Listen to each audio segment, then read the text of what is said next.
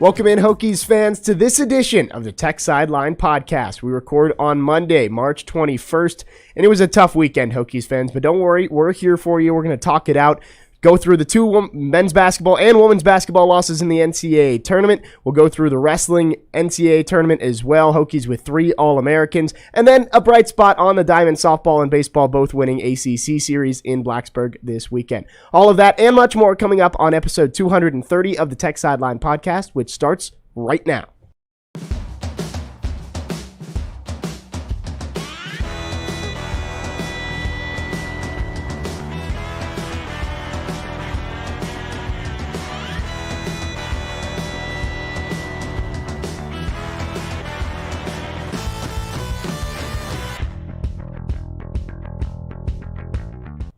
We welcome you into episode 230 of the Tech Sideline Podcast, however you're taking it in, whether that's on Amazon Music, Apple Podcasts, Google Podcasts, SoundCloud, Stitcher, or on our YouTube channel. If you are on YouTube, be sure to like, comment, subscribe, and turn notifications on. That way you know when we go live with the podcast every week. As always, the Tech Sideline Podcast brought to you by the Southeast Regional Training Center. Mentioned Hokies had 3 All-Americans at Nationals this weekend. Also finished 8th in the team rankings as well. You can help support Hokie wrestling and bring Olympic hopefuls to Blacksburg. Be sure to visit southeastrtc.com to learn more and donate today. We talked about it before we came on air that it's been an alternating thing. Happy podcast, not so happy podcast. For like the last month, yeah. Today, obviously, not so happy podcast, but we've got a great crew on set. Will Stewart, founder and general manager of TechSideline.com, across the way. Chris Coleman to my right, lead analyst and columnist of Tech Sideline. Nick Brown back in the fourth chair today. Behind the scenes, Malcolm Stewart, best podcast producer in the land. And I'm Jake Lyman, your podcast host. Again, this is like a therapy session for everybody listening today. And it's going to include a rant about the refs. Yes, I'm sure we're going to be everybody's favorite topics. We're going to talk about refs. We're going to talk about rule changes. We're going to talk about all of that. I'm sure everybody's excited. Chris? Yeah, the real reason we lost the game is because Will watched the game in Champs with me. You know, he came to Blacksburg to watch the game. Virginia Tech has a 0% winning percentage this year when Will comes to Blacksburg to watch a game in a bar with me. I have shamed myself. We've got somebody to blame now. No, and when I watch a game in a bar without Will, Virginia Tech has a 100% winning percentage. Now you tell me. This year. No, I told you that. I put that on the boards on Saturday. I should have stayed home and watched it in my basement. Yeah. That's the real reason. I should have gone out to my buddy Bruce's lake house. That's where I watched the ACC semifinals and finals. Right. Well, we know for next year, Will, Lake you're house. not allowed inside the confines of Blacksburg. That is correct. I'm glad to take the hit. Well, and we were talking about it last week about how I wasn't going to get to watch the game. They moved the baseball game up 2 hours, so I got to watch most of the basketball game on Friday. Kind of wish I hadn't, you know, because I only got to watch the second half, which was the half that wasn't quite as good. That's the one where it got away from him, yeah. Well, the first question I want to ask about the men's basketball loss is we were talking about momentum coming off the ACC tournament, but was it maybe a little bit more likely for them to be worn out and maybe have a letdown after winning those 4 straight games than having to turn around quickly, head to Milwaukee and play an NCAA tournament game? Have an emotional letdown, maybe? I don't know. It's possible. I think winning an ACC title, dealing with that massive welcome back thing at Castle, I think that's a lot to mentally process in a short period of time. Maybe it's a little tough mentally to transition from, okay, we have to win these games, to, we're in the NCAA tournament, right? And we're playing a game. And yes, you have to win it if you want to win a national title. But I don't know. I think the main thing is like Texas. Honestly, Texas played a good game. Yep. Texas shot the ball better than they've shot all season, to their credit. But they also, I didn't think Tech played well defensively, and I think a lot of that was just that they hadn't, outside of Clemson, I don't think that Virginia Tech had played a team as physical as Texas this year. And Texas does it with more skill than Clemson does it, in my opinion. So I think, and outside of PJ Hall, right, outside of PJ Hall, and we saw the issues Tech had with Clemson. Yeah, and Texas was the most Clemson-like opponent that really Virginia Tech could draw from a physicality standpoint. Yeah, David Cunningham tweeted that that's the most points Tech has given up all year to a not good offensive team. They're an efficient offensive team, but they're not a good shooting team. Right. Yeah. Generally, they out-muscle teams for their points. Now, they did both against Virginia Tech. Yeah. I mean, their first 10 points came off of second chance points. And they had 6 offensive rebounds quickly, and only had 3 the rest of the game. But that's when Andrew Jones and everybody started hitting threes. And Texas, I looked, they were in the 220s nationally in three-point percentage, under 33% on the year, 10 of 19, and you mentioned Andrew Jones. He went 5 of 7. So let me jump in here and say that in rewatching the game last night, they missed their first 3 three-pointers. Yes. They missed everything. Then by my calculations, made 9 of their next 12. Yes, so they missed 3, made 9 of their next 12, then made 1 of like their last 5. Texas shot 34% in the first half, 64% in the second half. It just felt like there was a stretch for 10 to 12 minutes right after halftime where Texas was not missing. They went up for 3. It was going down every single time. And we can't complain about that because Tech just played a Duke team that couldn't, and a UNC team, and a North Carolina that couldn't hit the broadside of a barn against Virginia Tech. And meanwhile, Hunter Couture made pretty much everything he put up. That's just the way it goes in basketball sometimes. I think for Virginia Tech to win, they needed to do a better job on the boards, particularly on the offensive glass early in the game. And you've got to really keep the ball out of the paint against Texas. I mean, if you told me before the game that Texas would attempt 19 three-pointers and that Virginia Tech would score 73 points, I would have been like, we won. And we might have won by double digits. Yeah. That's so there were some anomalies statistically in this game. But again, I think you've got to give Texas credit. I think they took the Hokies out of their game to a certain extent. And things looked good early. Texas missed like their first 5 shots. Yep. Yeah. Virginia Tech went up 4-0, 8-4. At some point, they had a 6-point lead. And I just didn't feel like things were going poorly, even though Texas was getting a bunch of offensive rebounds and getting second chance points. And then Andrew Jones started to hit those 3-pointers, and I got a creepy feeling. And then, of course, the 3-quarter court shot right for the half. No, I still felt good even after the halftime shot, and I'll tell you why. Tech was down by 2, and they were down by 2 despite Aluma being on the bench for the last 7 minutes of the first half and Couture being on the bench for, the last 10 minutes? Yep. Something like that. Yeah, so I thought with those 2 guys on the bench for combined 17 minutes or so in the first half, if not more, I felt like to only be down by 2 points at halftime and actually to really deserve to be winning the game, considering one of Texas's shots was a three-quarter court buzzer beater. I felt good about it. I'm like, we're going to get Aluma back in the second half. We're going to get Couture back in the second half, and we're going to play better in the second half because we've got 2 of our key starters back. Yep. Didn't work out that way. So you can complain about the foul trouble. Like, I thought Aluma's 2 fouls were ridiculous. And we'll talk about that, especially the first one. But at the same time, like, we didn't play as well in the second half with Aluma in the game. Right. So we can't, with any decisiveness, say that the game would have been different if Aluma and Couture had not been in foul trouble. And the key stretch of the game was, I believe, Texas was winning 39-38 fairly early in the second half. And Tech started to turn the ball over, which I don't know what the stats are on the number of turnovers Tech had. It wasn't egregious, but there was a stretch there where they turned it over 3 or 4 times.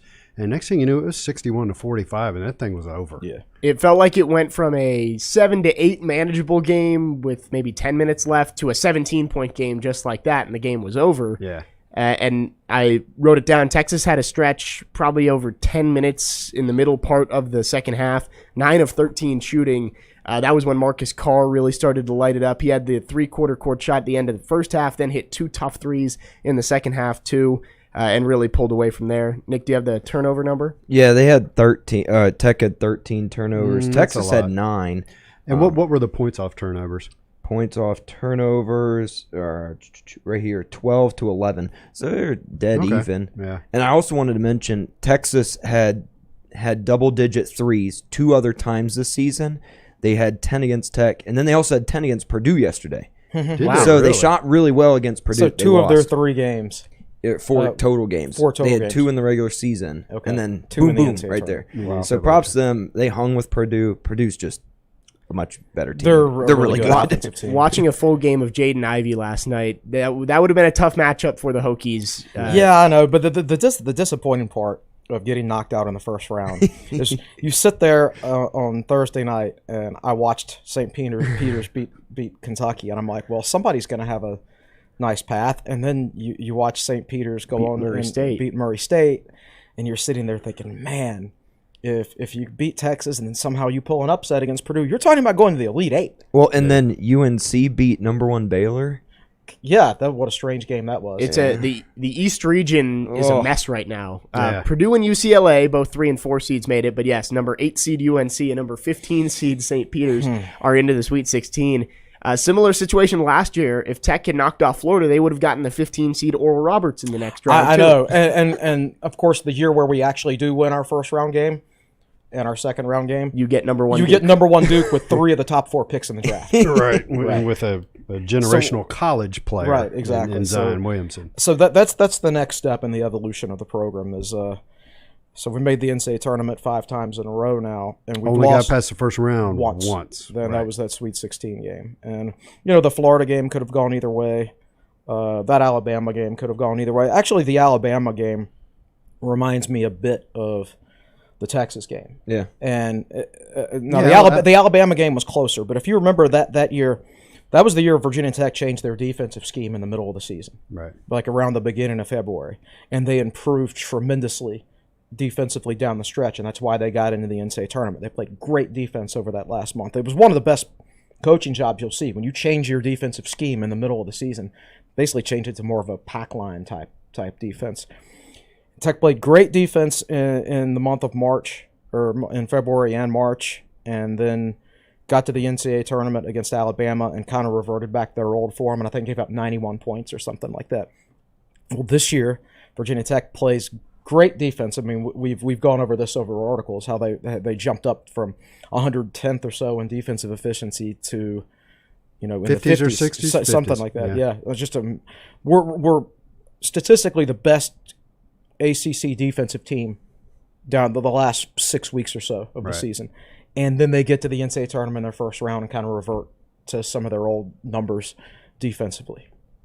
And we talked about Texas just shooting the lights out when we talked about it on the podcast last week, that the defense for Texas was what Tech had to worry about. Putting up points. Again, if you put up 73 points. If you had told me Tech would score 73 points, I would have felt good about that game. Yeah. Well, the Hokies only shot 12 shots from 3-point range, and 6 of them from Sean Padula. Right. It seemed like that was Texas's MO, was saying we're not going to let them beat us beyond the 3-point line. Yeah, I think, like I said, they took Tech out of their game to a certain extent. And, if you go back to the ACC tournament after Tech beat Duke, Mike Krzyzewski said Virginia Tech is an extremely difficult team to prepare for with one day, going from one day to the next.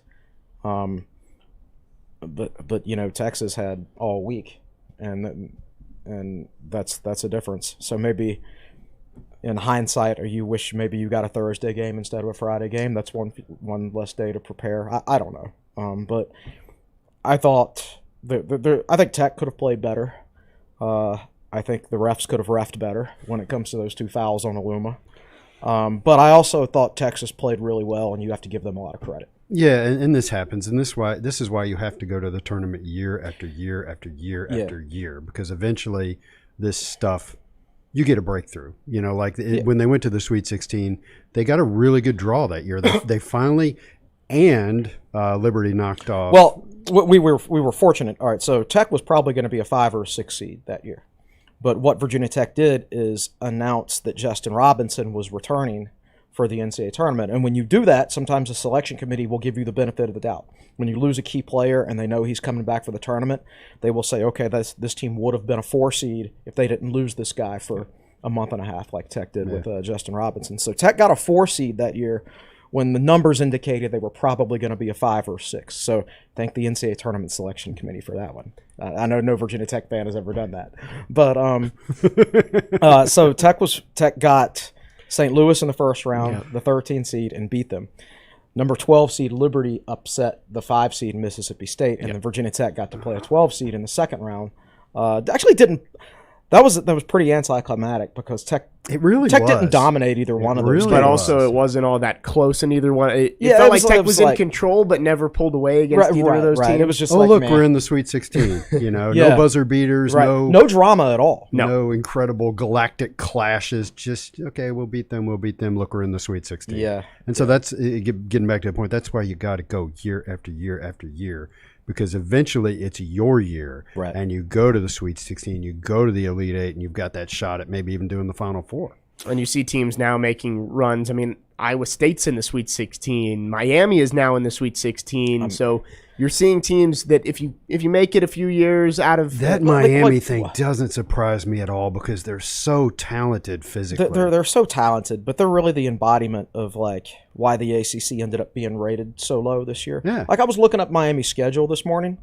They lost to UCF, who isn't even in the top 175. Yeah. So that's why the ACC didn't get good seedings and stuff this year, because their efficiency ratings and the stuff were so low, because they did things like get smoked by the A-10 in the regular season. They did things like lose to UCF during the regular season. James Madison. James Madison. Virginia Tech lost to Dayton. Miami lost to Dayton.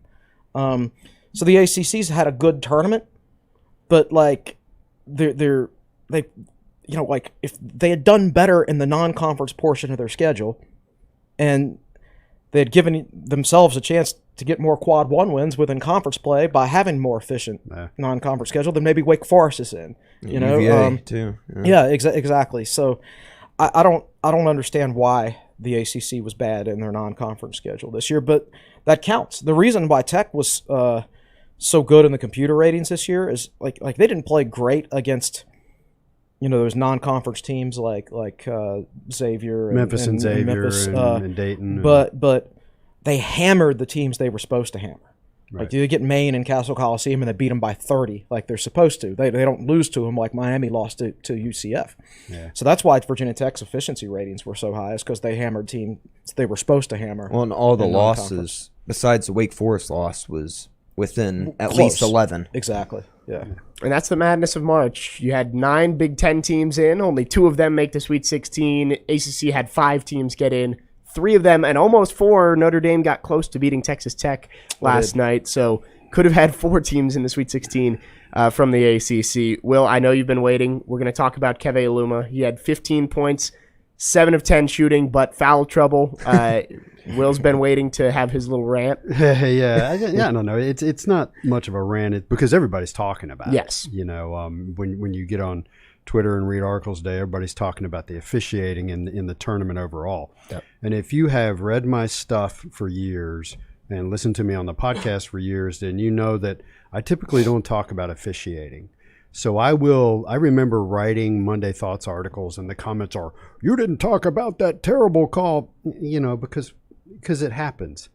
But there was So let's talk about Keve. I think it was 18-18, and he got called for a horrendous offensive foul that just probably should have been a no call. Both guys just fell down in the way. Yeah, or a defensive foul, and then he got called literally like 30 seconds later down on the defensive end. That was, let's just say, players got away with a lot worse than what he did at the other end. So that came in, it was 18-18. And when that first foul got called, we're sitting there in Champs, and I got a buddy, Pete. Pete lives in Virginia Beach. And I like watching games with Pete because the rest of us our emotions are ruling how we react to things. Now, Pete is a huge Hokie fan too. But he's always very clear-minded about what just happened, even if it's good or bad for Tech. If it's a bad play by a Tech player, he'll say. If it's a good call by a ref, he'll say. So the instant that call was made, I just went, oh man, and I looked over at Pete, and Pete went nuts. He was like, "You cannot call that. That's a terrible call." And he typically doesn't respond like that unless, yes, it's a legit terrible call. So there's that, and that he was kind of my barometer. I was like, oh, that was as bad as I thought it was.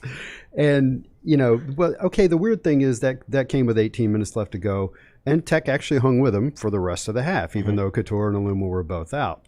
But what did it do to them mentally? It's all part of the whole thing of you get a couple of crappy calls. Texas starts hitting a bunch of threes. Before that, they're getting a bunch of offensive rebounds. So people say, that the officiating balances out or doesn't matter or whatever. Sometimes it becomes part of an overall mental thing that's going on, and you start to get frustrated. So those 3 things happened during the first half, and then they hit a 3-pointer, from 3-quarter court.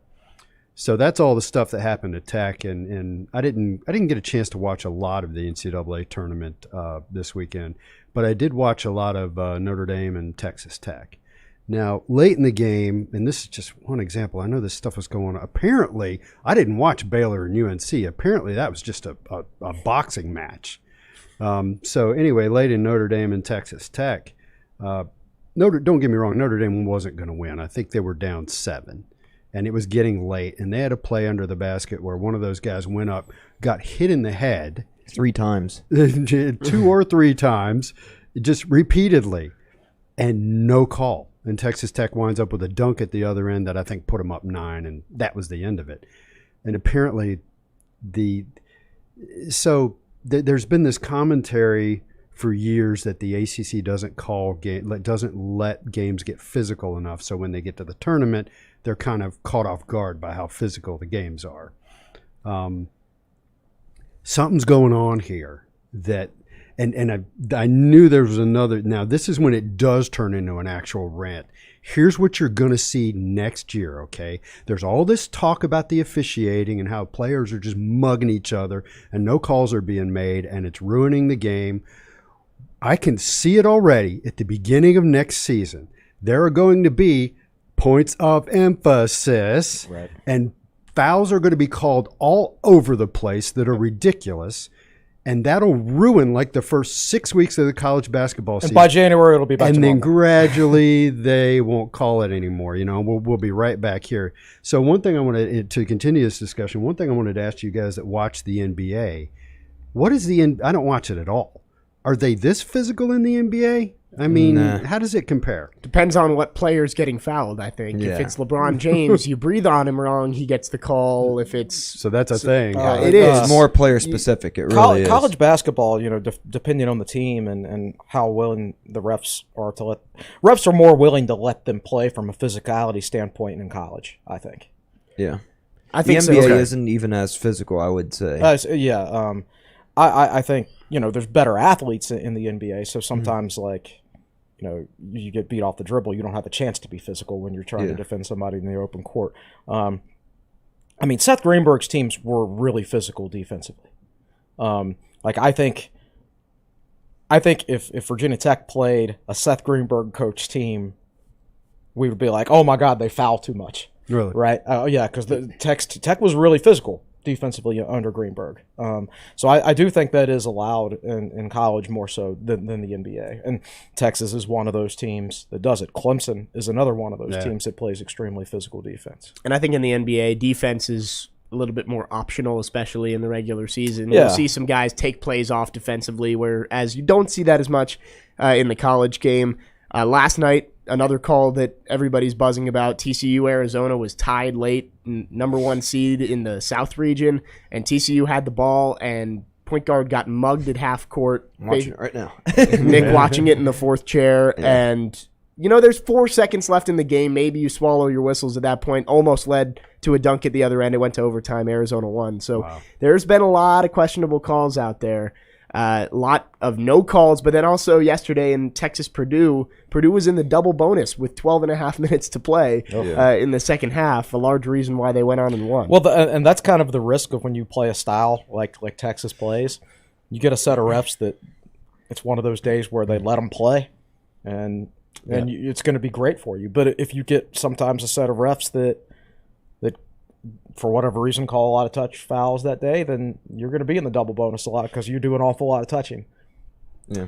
Hokies fell behind late in that game against Texas, never really were able to come back. There was an interesting moment when Sean Padula got 4 straight free throws at the line where it kind of felt like maybe there's a chance if they hit some shots. I believe Hunter Couture hit a 3. Yeah, Storm got a steal and hit Couture for that deep 3-pointer, which I think it made it a 6 or a 7-point game at that point. I think that was the first 3 we made in the game that wasn't made by Sean Padula, right? Yeah, Yes, 4 it was were the made only and one Padula that had wasn't 3 hit of by. them. Okay. Yep.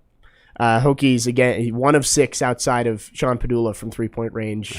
It when Hunter Couture, Storm Murphy, Naheem Aline, Justin Mutz, Keve Luma, when all those guys, Darius Maddox, are only shooting 6 total threes in a game. Right. And that's going to go well. That's the part where you have to give Texas credit, because the fact that Virginia Tech couldn't get off their screens cleanly and things like that, and they just couldn't really get any good looks from the outside. I mean, think about all those good looks Couture got against Duke. There were none. Like, his only good look came off a turnover in the open court, a fast break 3-pointer, basically. Yeah. That was a this sounds like a random comment, but that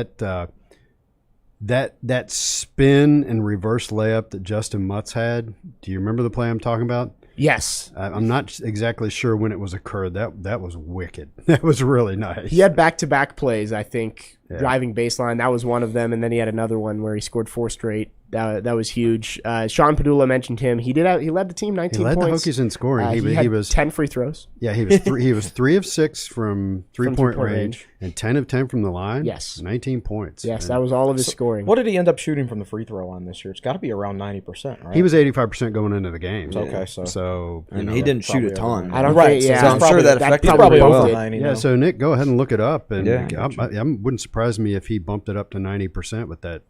I don't know. 10 of 10 is only 100% over 10 shots. But I don't think he even took that many. He didn't. free throws. I don't think he took over 50 this season. Yeah. Padula probably stepping into that starting point guard role. One of just 3 Hokies in double digits in that game. Yeah, he's got a really bright future. Yeah. You know, I don't want to overhype him, but again, going back to watching the series, the tournament on the ACC network, they talked about Mark Price playing point guard for Georgia Tech, and Price was not a physically impressive player. He wasn't particularly athletic. But he was really good, and he wound up playing in the NBA for about 10 or 12 years. Yeah. I think Padula's actually, you know, I don't remember my days watching Mark Price, but I think Padula's probably more athletic than Mark Price was. So he's got a pretty high ceiling. I think his best days are ahead of him. Yeah, so I was right. He didn't shoot 50. He shot 40 free throws on the season. Mm-hmm. He was 36 of 40. Oh, 90% on the dot. But yeah. So he shot a quarter of his free throws in the final game of the season. That is unbelievable. Wow. But, I mean, to miss only 4 on the whole season. Yeah. Well, he's going to shoot more next year. Yeah. And if he can, so he's going to at least probably double his output of free throws next year. Well, as much as he drives to the basket. Yeah, exactly. And he'll continue to adjust to the speed of the game and things like that. And his playing time next year will just about double. So I think, he's going to have a big year next year. Hopefully he can continue to shoot 90% from the free throw line, because if he does, he'll have a chance to score a lot of points. I just wish his mama would have had him earlier so he could be a sophomore this year instead of next year, you know, and it's the timing of things, because I really like the way the team's coming along, but you may lose both of Mutz and Aluma. Yes. What a wonderful opportunity for Virginia Tech fans to make a difference in the future of the basketball program by signing Justin Mutz to a nice NIL deal so he comes back. What a wonderful opportunity for the fan base to say, we want Virginia Tech to succeed, so let's get Justin Mutz to stay. Calling all Hokies business owners to show how much you care about Virginia Tech basketball. I think Virginia Tech has the CEO of Boeing at the moment. Yeah. I think Justin Mutz should be a little cash. Yeah. He should be the face of Boeing. Yes, he should. Slap him on the side of a plane. Slap him on the side of a plane. well, he could do ads for leg room. He could do ads for headroom, right? Yeah. He's like 6'7". Yes. Yeah. There we go. Hi, Justin Mutz from Virginia Tech. Yeah, we need Justin Mutz and Keve Aluma to do a commercial climbing onto a plane. There's no room for me. Oh, but there is on a Boeing 737 So we tend to talk exclusively about Mutz when we talk about this stuff, because there's for whatever reason, I just don't think there's a possibility that Aluma comes back. Do you guys agree with that? Or I'd be surprised if he does, because he's not going to be an NBA player, but if he wants a chance at the NBA ever, it has to be now. Yeah. The longer he waits, like, he's not going to get better playing another year in college. And NBA teams usually want to go younger rather than draft a 23-year-old. Exactly. And at this point, I don't know how many contracts he'll end up signing throughout the course of his professional season, or professional career. But the longer you wait, that's one less year of your life where you're making 6 figures, or maybe if he's good enough, maybe even 7 figures overseas. It would knock one of those years off the end of his career. So it's probably in his best interest to leave. So that's why I keep saying Mutz, and not Aluma. But if he was open to staying, I would be open to him staying, of course, too. Absolutely. Can you imagine a team where, like, both those guys came back and the only player we lost was Storm Murphy, and then we added Rodney Rice and Darren Buchanan and Patrick Wessler, right, and that would give Wessler a chance to develop. Yes, and maybe Tyrell Ward. Yes, yeah. So for those who are like, who's Tyrell Ward? Tyrell Ward went to DeMatha. Yep. Committed to Xavier. Teammates with Rodney Rice. Is like the number 35 player in the country. So he knows assistant Mike Jones. He knows Rodney Rice. He was committed to Xavier. Xavier had a coaching change, and he decommitted like literally yesterday, I think. So this is a top 35 kid. And Tech's got a shot, and that is the other reason we need to sign Justin Mutz to a very public ad. Darius Maddox, why not? Sign somebody to a very public NIL contract so you can say, look, Tyrell Ward, this kind of thing happens here. Yeah, you can make money at Virginia Tech if you prove to be a good enough player. Right. Well, and the Hokies only have one available scholarship remaining, so you would expect some turmoil in the portal. Yeah, well, if Mutz and Aluma come back, they're at +1, right? Yes, for next year. Where's and Tyrell Ward. Where did Jalen Haynes go is the thing. Right. Jalen Haynes has been with the team for a few Lynn months. Kidd didn't play very much. You would think maybe he might. There's always attrition. Yes. I think Tyrell Ward, because he's a traditional 3. He's a small forward. I think Darren Buchanan is a 4 at Virginia Tech. He's 6'7", right? 6'7", 230. Physical, Yeah. pretty athletic player. Yeah. So I think he's listed as a small forward on 247, but I think for Virginia Tech he's a 4. Yeah, both him and Tyrell. And his high school team, he basically runs the point, so he's got point guard skills. I want to play him at the 4 and try to make him another Justin Mutz, a creative 4, who can pass the ball out of the post. So I don't view Buchanan and Ward as crossover guys who were playing the same position. I think Buchanan was a 4 for Virginia Tech, and I think Ward would be a 3. And I think, Rodney Rice would be a 1 and a 2.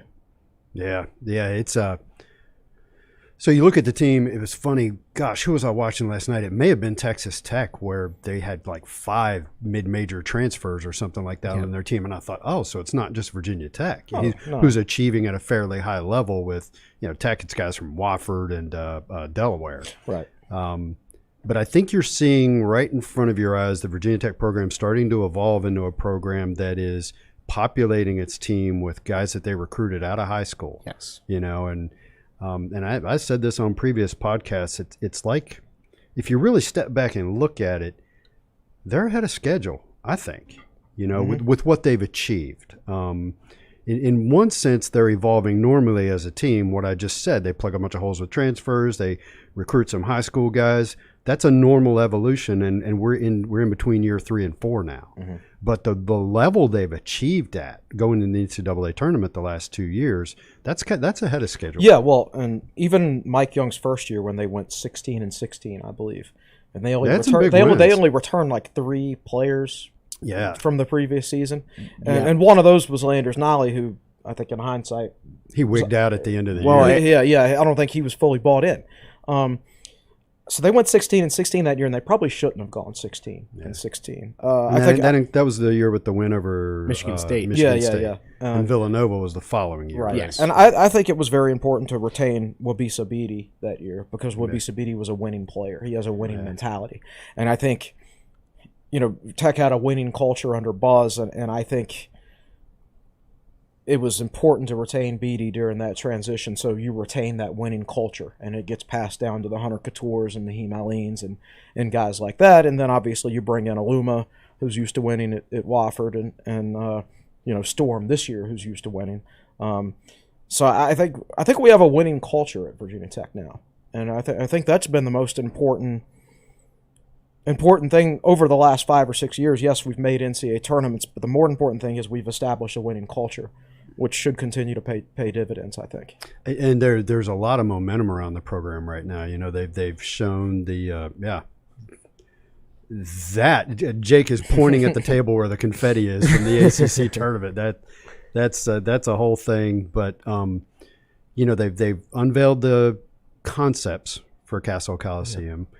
And the people we know that know some of what goes on in the Hokie Club, apparently there's a lot of financial momentum building around the program. And, it's going to be interesting to see where they are in 5 to 10 years, because everything's pointing in the right direction right now. And obviously, not a happy weekend. You want to see the team advance in the NCAA tournament, but you have to look back and say this was a successful season for Virginia Tech. Dude, I will trade that confetti for a first-round exit any day. Of course. And momentum we mentioned with recruiting, a good class already coming in, maybe Tyrell Ward joining the fold as well, maybe Justin Mutz coming back. A lot to look forward to next season in Mike Young's 4th year with the program. Hokies trying to reach their 6th straight NCAA tournament. I think that's going to wrap it up on men's basketball talk. Unless you guys have anything else to talk about from Texas games. No, I think that's good. Yeah, I think you can leave it at that. This team, I know you wanted them to have a different ending, but ultimately they did something that no other Virginia Tech team can ever do. They were the first ever men's basketball champions. So this is whatever happened in the NCAA tournament, this is still a legendary team. Yeah. For Virginia Tech throughout all sports. Well, like you said in the last podcast, they'll be coming back 20 years from now and taking a bow in Castle Yeah, and absolutely. waving at people. Absolutely. And the young ones will be going, "Who's that?" Right, And right. they'll be So- like, "See that banner?" Yeah, exactly. So it's like not even like the 2004 team, like when I was a senior, which is my all-time favorite football team because they won the ACC when I was a senior in college, our first year in the league. Like, just because they lost to Auburn in the Sugar Bowl doesn't mean that they're not fondly remembered. I mean, like, nobody remembers that Sugar Bowl. People remember winning the ACC. You know what I mean? People are going to look back on the season and remember those They're 4 gonna- days in Brooklyn. Exactly. They're not going to remember the Texas game. And oh, by the way, they beat UNC in the semifinals, Duke in the finals. Those are 2 Sweet 16 teams. Yeah. Yes, and also beat Miami late in the regular season. Another Also a Sweet Sweet 16 team. I know. Yeah. So Hokies, a very successful season, first ACC championship in program history. They look forward to next year, hopefully to a run in the NCAA tournament. With that, let's check in on Nick in the fourth chair. What you got for us today? I wanted to touch on the conference numbers in the Sweet 16, like you said. Oh, please do, yes. Yes. So the ACC and Big 12 are the only two with 3 each.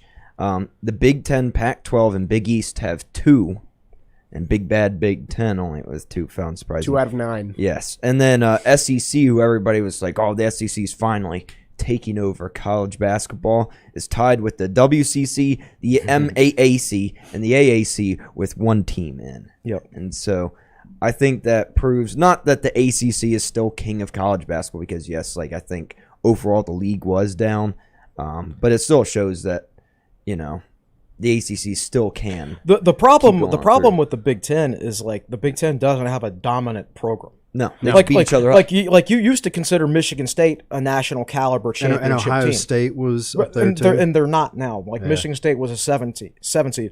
I think the Big Ten is like deeper than the ACC, but there's not like they don't have a Duke No. in that league. So, Nick, 3 out of 5 ACC teams made the Sweet 16. What other conference has 3 in? Big 12. Big 12. And how many teams did they put in the tournament? 7 or 8, I Yeah, want it to was. say. They were pretty deep themselves too going in. Because Baylor lost, Texas lost. Who else? They had a few other. TCU trying to- lost last night, right. so they had at least 6, if Texas not Tech 7. still in it.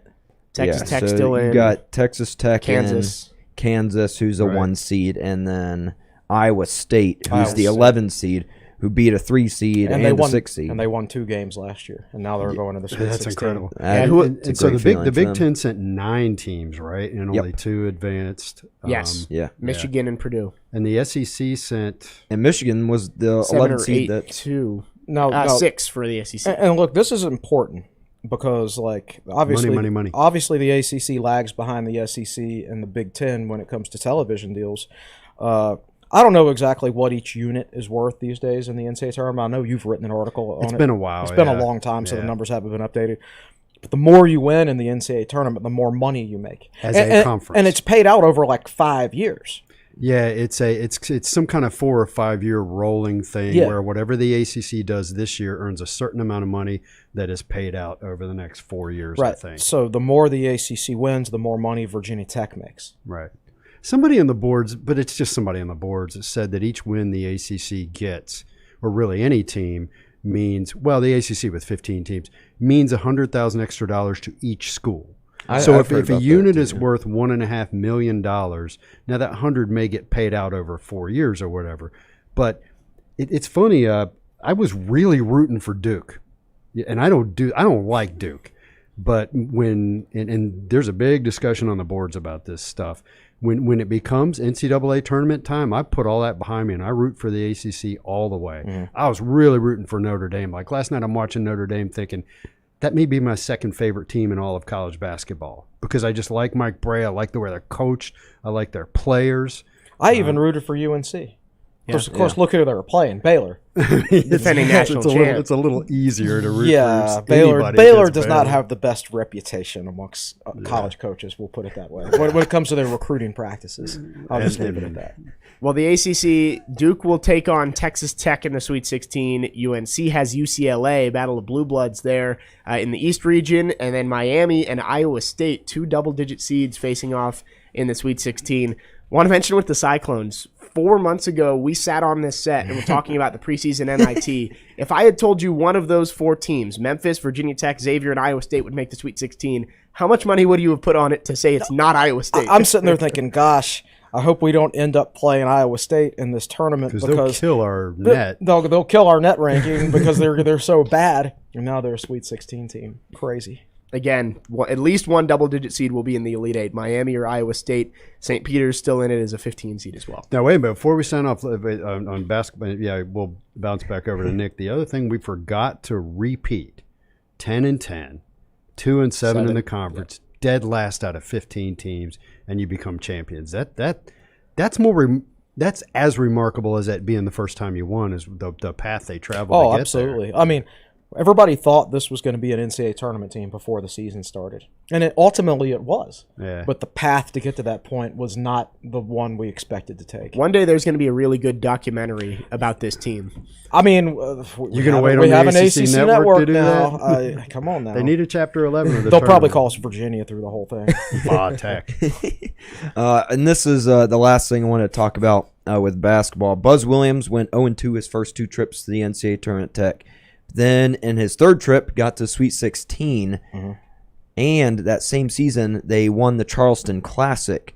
Next year, Virginia Tech plays in the Charleston Classic. right. Wow. So, not saying there's anything there, but the Charleston Classic was really entertaining that year because Virginia Tech played Purdue for the title. yeah. And Purdue was an Elite Eight team that year. Remember, they gave Virginia all they could handle in the Elite Eight. Mm-hmm. And that Virginia Tech-Purdue game was awesome. And I think Tech ended up winning it 87-82. It was just a really high-level so basketball game. back-forth. They had the Edwards guy. Carson Edwards. Carson on Edwards, the yeah. backcourt. He Yeah. was such a great Yes. player. Tech had 3 players over 20 points that night. So, yeah, the Charleston Classic has been kind to Tech. And that's not the weekend of the UVA game. I think it's the weekend of the Liberty game. Football? Yeah, I want to say. We've got to figure out where David Cunningham's going to be that weekend. Or maybe it is. I'm pretty sure Tech plays. I don't remember. But anyway, I don't think it's the weekend of the UVA game. I'll put it that way. So I'm actually thinking I've always wanted to go to Charleston. Yeah. Never been. One of Yeah, those I places. got to take my wife. I got to stop making her a football, basketball widow for 8 months and actually take her along on some of this stuff. Well, if that trend continues from Nick, I'm looking forward to reading Mike Young's 9-page packet on why he didn't get into the NCAA tournament after the NIT. Hilarious. So funny. By the way, they're in the Final Four. They're in of the Final NIT. Four. So is UVA. UVA had to knock off North Texas in overtime yesterday. Wow, could we see are they facing off in the Final Four, and are they on opposite sides of the I'm not bracket? sure. I've not paid attention to the NIT bracket. Well, either way, there's a chance we get Buzz Imagine Williams, that. Tony Bennett Here, I'm rematch. pulling her up right now. There's going to be Championship. some conflicted Tech fans there. Here we Well, go. no, those teams, Tony Bennett and Buzz, like when Buzz was at Marquette, he and Tony Bennett would scrimmage each other every year, like UVA versus Marquette in a preseason scrimmage, because they play such different styles that they thought that would be a good barometer to practice against somebody totally different. So I don't know if they're doing the same thing at Texas A&M and UVA true. now, but it could be like maybe they played each other in a scrimmage 4 or 5 months ago, and now it's a rematch. So I was wrong. It's the Elite Eight. My bad. Okay. So Texas A&M plays Wake Forest, and UVA plays St. Bonaventure. Buzz Williams versus Hadim C. Yeah. Wow. Oh, I didn't There think you about go. that. There's a A storyline reunion. right there. A reunion.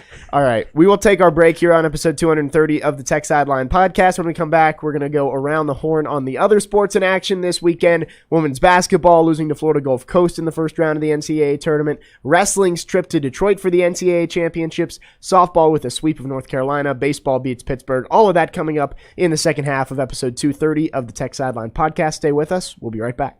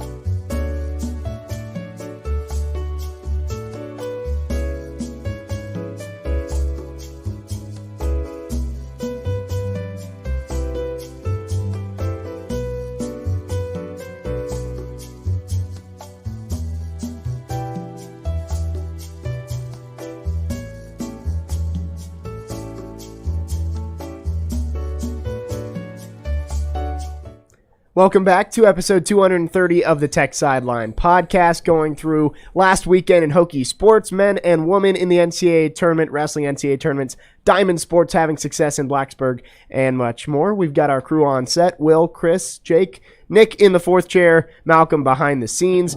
Want to remind you, if you're on YouTube, please drop a comment or question for Will and Chris. We'll get to those at the end of the show. And if you're on YouTube, let's take a look over at Will and the snazzy shirt he's got on. T-shirts. It says Virginia Tech established 1872 Hokies. It's got a little bit of camo action going on. So what I'm about to do is pimp our Fanatics affiliation. Of course. This shirt is part of a whole series of shirts, OHT, which stands for Operation Hat Trick. Okay.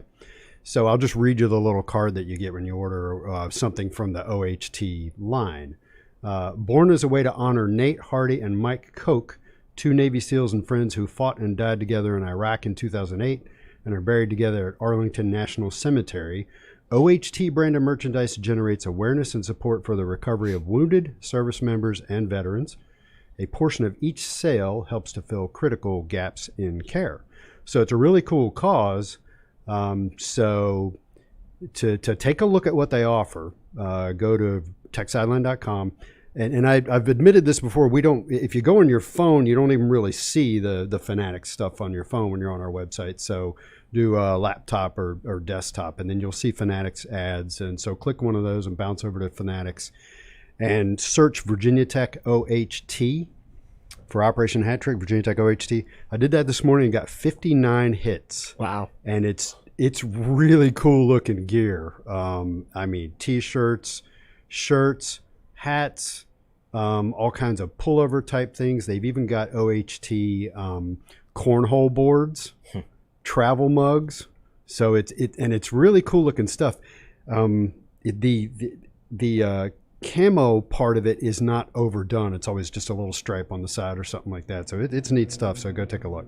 Definitely a good way to support a good cause and go to Tech. And I know that resonates with Tech fans. So yes, but they do it for other schools too. Like literally any of the schools on Fanatics, if you search the name and OHT, you'll get gear for other schools too. So if your house divided, maybe get some Tech stuff, get some other stuff too. Yep. Go to techsideline.com again. Click on the Fanatics ad, and you'll have a quick way to get some of that gear.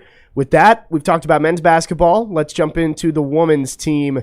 Hokies a 5 seed, second highest seeding in program history. And I think the committee may have given them possibly the worst matchup of the weekend. Yes. An underseeded Florida Gulf Coast team. Charlie Cream for ESPN had them as an 8 seed. The committee seeded them as a 12 seed. Team that was ranked, had only lost 2 games all year. 29-2 and ranked, and they wound up at 12 seed. And probably came into that game really pissed off because they felt like they deserved better. Yes. Yeah. Florida Gulf Coast, one of the best 3-point shooting teams in the entire country. They shot 38 3-pointers against the Hokies in College Park on Friday, ended up winning by 3. I think Virginia Tech should have won the game, but at the same time, they played a criminally underseeded team. So I think about that. That's not good luck for the women's team. And the men's team had to play a 6 seed, probably the wrong 6 seed. Like, what if they had gotten to play LSU without a coach? All other 3 6 seeds lost. Right. Wow, that's a bummer. Yeah. But going to the women's game, so they shot 38 threes. Would they make 13 of them? 15. So it wasn't this ridiculous shooting percentage. No, it wasn't like volume. Yeah, and I think where they really hurt Tech was they did a really good job of putting everybody out at the 3-point line, and then when Tech extended their defense, they had players that could get to the bucket on them. Yeah, it was tough. You go in and you knew they shot a lot of threes, and you knew they made a lot of threes. I didn't, having never watched them play, I didn't know you're going to have to extend your defense on them. Are they athletic enough to beat you off the dribble when you do close down on them really hard? And the answer to that question turns is out yes. So extremely difficult team to guard. And somebody on Twitter tweeted out their shot chart for Florida Gulf Coast. It was all 3-pointers or just right around the basket. That was their shot chart. I think 3 points and layups. Somebody tweeted, is Florida Gulf Coast run by an analytics junkie who just trusts the stats and says you're going to shoot threes and you're going to take layups and dunk or layups in women's basketball. and it worked out for them. Again, 84-81 was the final. But Florida Gulf Coast was starting to pull away late in the third quarter. Hokies brought it all the way back. I believe even took the lead in the fourth. Elizabeth Kitley, 18 fourth quarter points. Wow. On her way to 42, a program record. She was unstoppable in the fourth quarter. She started the game 0 for 3 from the field. We were watching. That's it. right, yeah. And then she was 3 of 6. And then she just kept going and going and going. Wound up 16 or 27? 16 to 27, so made 16 of her last 24 shots. Oof. And it's not like she was just laying up. There in the fourth quarter, I want to say I saw 4, maybe 3 or 4 mid-range jumpers from about 15 to 18 feet. She was on a mission in that fourth quarter, and I thought she was going to make it happen. Only one of 2 Hokies in double digits, though. It just wasn't the same kind of day that we've seen from Georgia Amor or Asia Shepherd.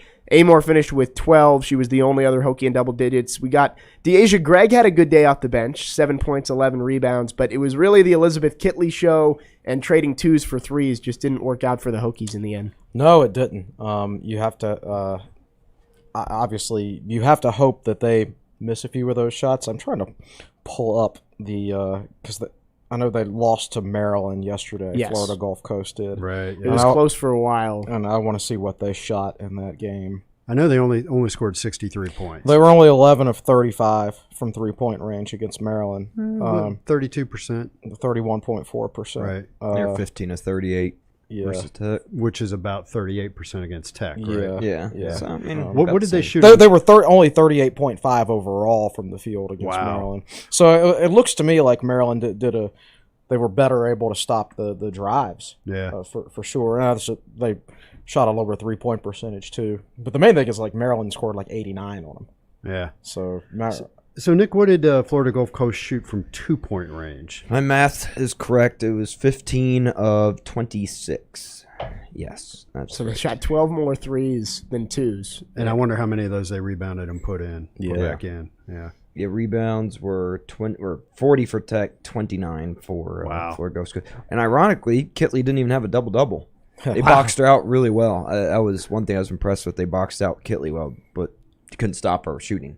Yeah. And again, just a bad matchup there. You get a 12 seed that, again, like Chris said, probably feels a little bit disrespected to be on the 12 line when they were projected to be probably top half of the bracket, 8-7, somewhere in there. They had beaten LSU, who's a 4 seed in the tournament earlier this season, and their 2 losses came to, I think, Power 5 teams, and separated by 6 total points. I think they lost both games by 3 points. Wow. So they were 6 points total away from being undefeated. It's weird because that's the kind of team that can really make a run, and yet Maryland beat them by 20 or 25 or something like that. Well, and especially this year, usually you see the women's tournament, it's not quite as chaotic as the men's tournament. Right. The top seeds usually win, but yesterday Iowa lost, Baylor lost, both 2 seeds. Baylor lost. Baylor lost too, so 2 of the 2 seeds have already gone down. Kentucky lost in the first round. Yes. Now, they were only Princeton. a 6 seed, but Kentucky, not a great March for Kentucky basketball. No, both going down the first round. So it's I mean, Virginia Tech sent both teams into the NCAA tournament, and in 4 hours it was over.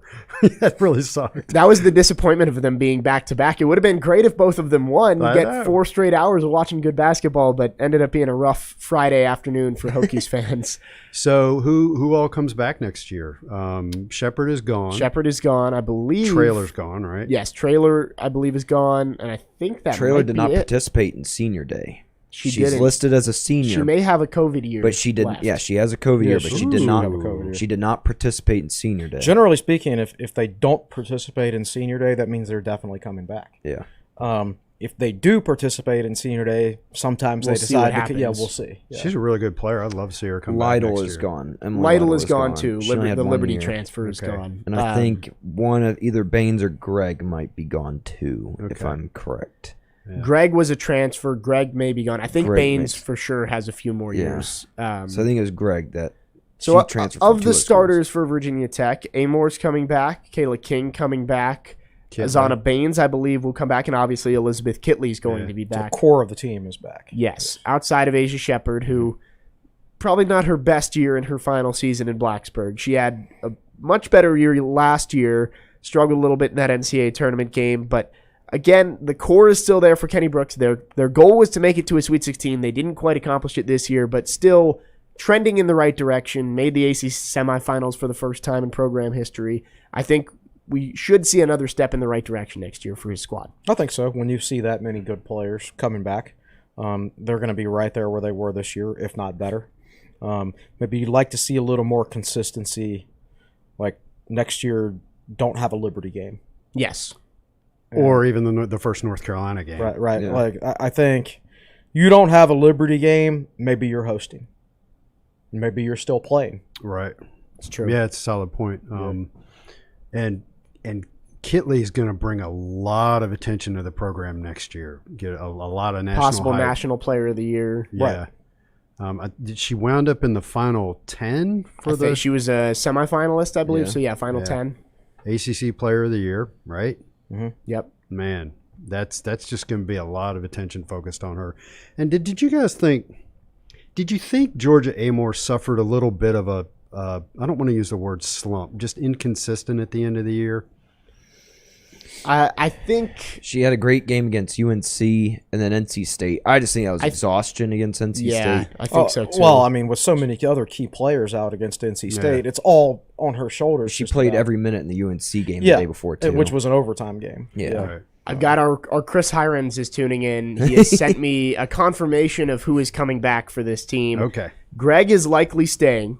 Didn't participate in senior day. She had a great day on Friday, 7 points, 11 rebounds. Trailer and Shepard both are not coming back. So Okay. Kiana Trailer is gone, That stinks. the Purdue transfer. But Tech is getting Rochelle Norris back, a transfer from West Virginia. Didn't play this year after an ACL tear, 6'5", so could be a good pairing with Elizabeth Kitley or a nice backup when Kitley needs to take his spot on the bench. Yeah, that's good to hear. So, and also Kenny Brooks also always recruits well. I believe he's got a couple other top 100 recruits coming in. He's got an Australian player Yes, in right another now Australian who player. enrolled early. Yeah, And- so and she's will already be eligible. practicing next just year. like Georgia Amore did. Right. And So- Australian players have been very good to the women's program throughout the years. So again, we talk about it. Obviously, a tough weekend for the basketball programs overall. You don't want to go out in the first round, but still a lot to look forward to with both of these teams.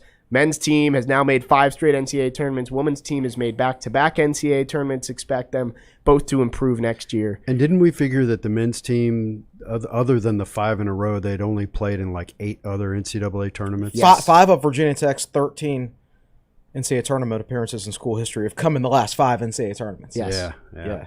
So this is like truly the golden age of Virginia Tech basketball. So I'm saying capitalize on it, man. I think it'd be really tough to replace both Aluma and Mutz. I think you'd have to go out and get a portal guy, maybe somebody who can play both the 4 and the 5. I would really like if they could somehow convince Mutz to stay in here, and maybe NIL could help on that. Then you only have to replace Aluma. And I'm not saying that's easy because Aluma's a great player. But how much better would you feel about this team next year if Mutz came back? Yeah. Yeah. And we don't talk about it enough that never before in Virginia Tech history had the men's and women's team both made the tournament in the same year before last season. It's happened back-to-back years. I think that's obviously showing you the commitment that the athletic department has made to those sports and the coaches that are in place, that they have the programs going in the right direction. Whit Babcock has done a really good job of hiring basketball coaches and supporting them. And both teams, again, will look to make the tournament again next year. And possibly, maybe we see the women's team host next year if they take another step forward. Maybe the men's team back up in that 6-5 type of seed range instead of towards the bottom where they've been the last 2 years. Let's move on to wrestling. Wrestling was a little bit of a happier topic. Obviously, Mekhi Lewis falling just short of his second national title, but finished 8th in team rankings, higher than NC State, which is always what Tony That's Roby. probably the best part of it.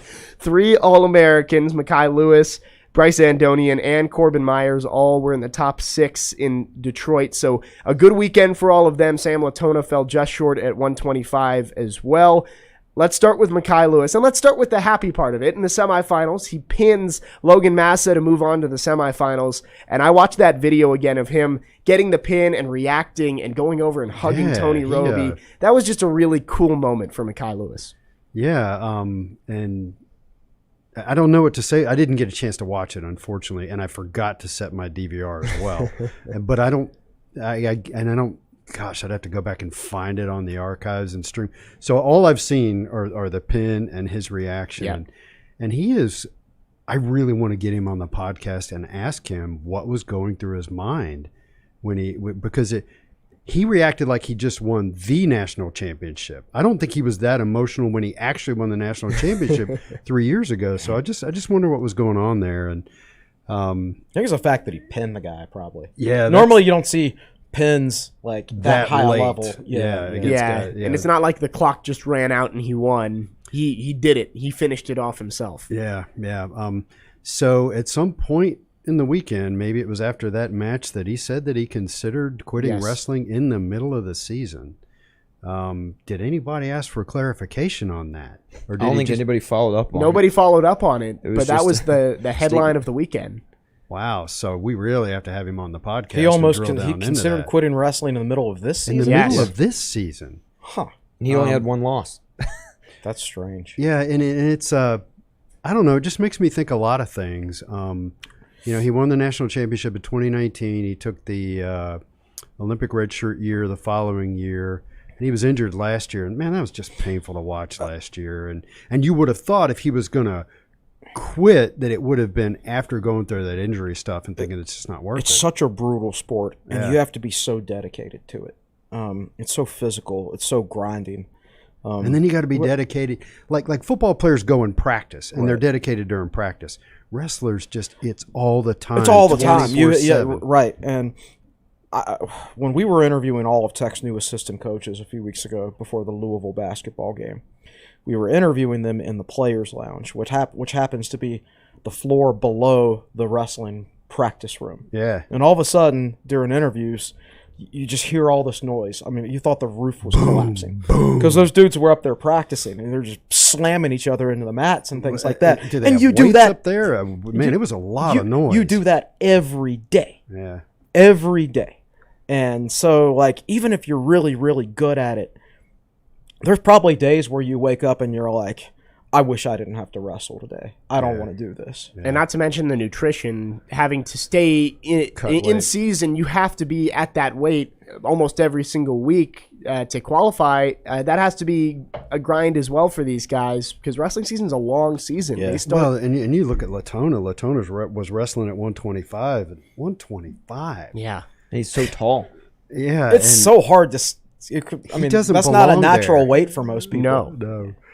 You get, and I've said this before, it's like the 125-pound guys are like left tackles in football. That physical type is not rare. common. Yeah. No. And again, 125, that's tough, especially the muscle that they have to put on to be strong enough to compete with these guys. Yeah. It has to be a grind, and you understand, Mackay, probably there were days that he didn't want to do it, but he was able to rally. He got the pin in the semis, moved on to his second national championship bout. He came up just short to Carter Starachi of Penn State, 6-5 final in overtime. It just seemed like Mackay kind of ran out of gas at the very end. A long matchup, and just he was the more tired wrestler, and sadly, with the way the rules are, that ended up deciding it. Yeah, so I did watch that, and a couple of characteristics about Mackay, and maybe guys that following wrestling really closely won't agree with one of these statements, but he's really not an attacker. He's not a shooter. He's a counterattacker, and that's how that's his bread and butter, and that's when he scores a lot of his points. He did get a takedown early on, I think in the first period. It's I don't know what they call it, but he's kind of stepped out of the way of Starachi, and then there's a term for it, used his momentum to get him down and take him down. And that was big. I thought, he didn't react to something Starachi did. He actually initiated and got the takedown. So I was pretty hopeful after that. But I think the other thing Mackay isn't really known for is being on top and riding. I've watched him a number of times where he lets guys up, whereas other people might ride him longer. And the reason I bring all this up is that they wound up in a situation where they wrestled the 3 periods, then they wrestled an overtime, and it was tied. And at the end, it comes down to riding time.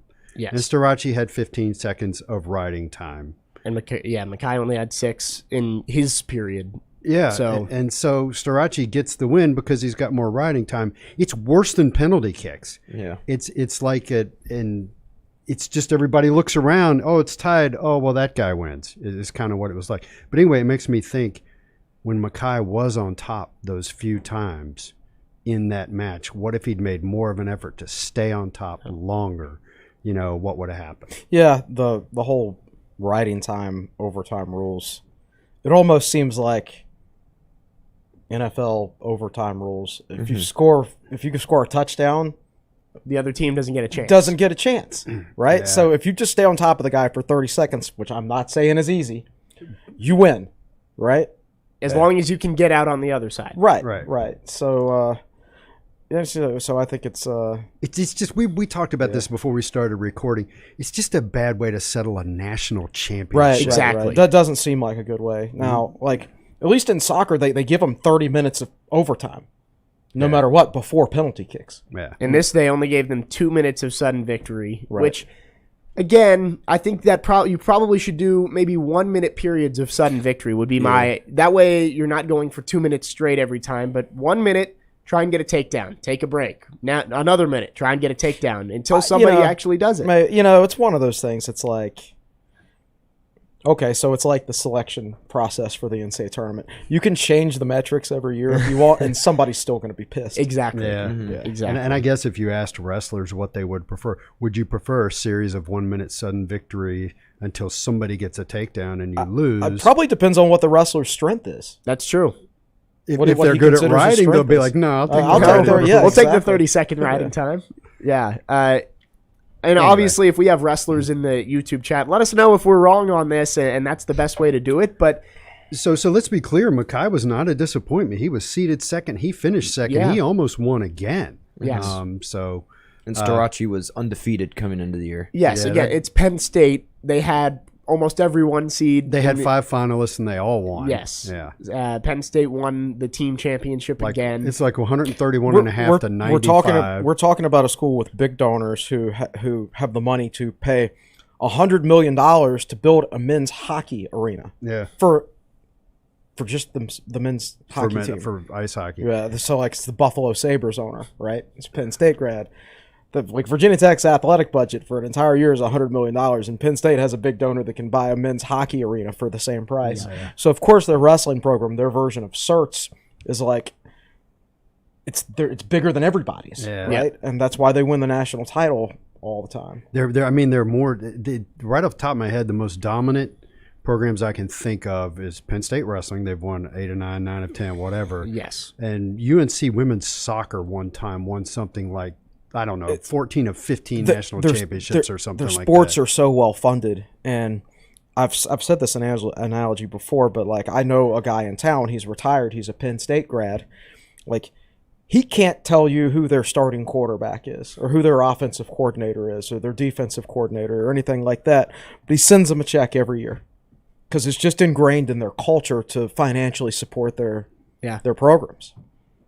And it was a good weekend for Virginia Tech as well. Again, finished 8th. That's a solid finish for this program. Beat NC State.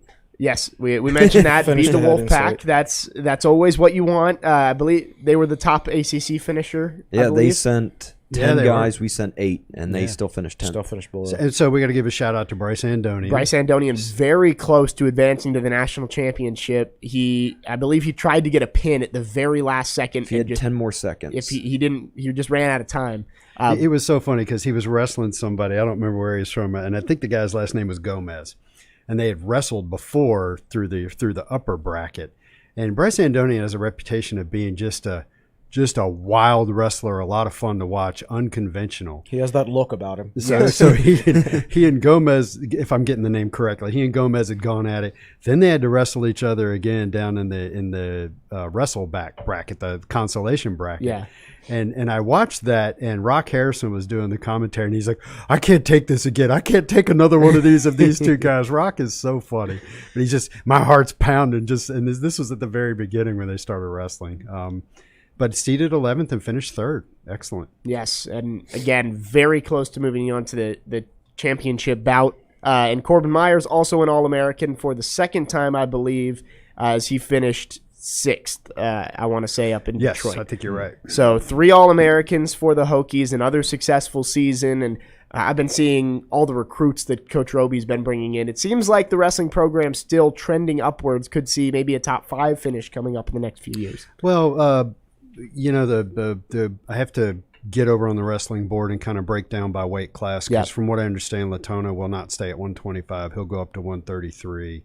I think they have a 125 guy coming up. They got a recruit named TJ Stewart who I think Jack Brizendine wrote that he will come in to replace Bolin at 184, I think is the weight class. But no, Stewart's apparently kind of going to come in at 197. So I don't know how everybody coming back and everybody that they redshirted is going to fit. I would like to see them. I love that they beat NC State at Nationals, but I'd like to see them crack that nut in the dual and in the ACC championships because NC State has pulled ahead in those areas. Yeah, Virginia Tech, the forfeit cost them the regular season dual meet title and then came up short in the championship of the ACC, finishing second. Now we have some happy stuff to talk about. We got through wrestling, obviously a good weekend, but the heartbreak of Mekhi Lewis coming up just short of his second national title. But this is truly happy. Softball. Top 5 in the country, 9-0 now in the ACC, their best start in program history. They swept North Carolina this weekend, 2-run rule victories, and they outscored them a combined 27-6, I believe, was the final tally. Always fun to blow out North Carolina. Just beat them in any sport. And Keely Rochard obviously doing what she does. She went 5 shutout innings with 12 strikeouts on Friday. I thought it was interesting yesterday. I was on the call for the ACC Network Extra, and we were talking about it a lot. Keely, there was a lot of wind yesterday blowing straight out, and she almost completely went away from her rise ball, which is her usual strikeout pitch. She only struck out 6 batters, I want to say, in 5 innings, but was still kept it on the ground. Still was effective enough. Only gave up 1 run, and it was really a manufactured run from UNC. Bunted somebody over, a sac fly brought them in. Right. She showed that she can do it in different ways. But smart pitching then, because you do have to make adjustments sometimes, weather related. Yeah, it was really windy this weekend. Yeah, it was very windy this weekend, and I've always said this for baseball, but considering how the parks are configured, it's the same thing for softball. Yes. That wind's always blowing out to like left center. Yes, and the 2 fields point the same way. Exactly. So the ball will fly, especially this time of the year when the wind seems to be blowing. It's not blowing today, but this is like the only day it hasn't been blowing this week. So yeah, that's impressive to show that obviously she's a great pitcher, but that she can just change her style like that from one day to the next based on whatever factors she's facing. That's extremely impressive. And now I guess we'll probably find the new rankings come out today. Yes. And Tech is what they were 5th/6th. Fifth in the there are 4 different softball rankings. They were anywhere from 5th to 7th, I want to say. Right. We were saying 5th on the broadcast yesterday because that was the ESPN ranking.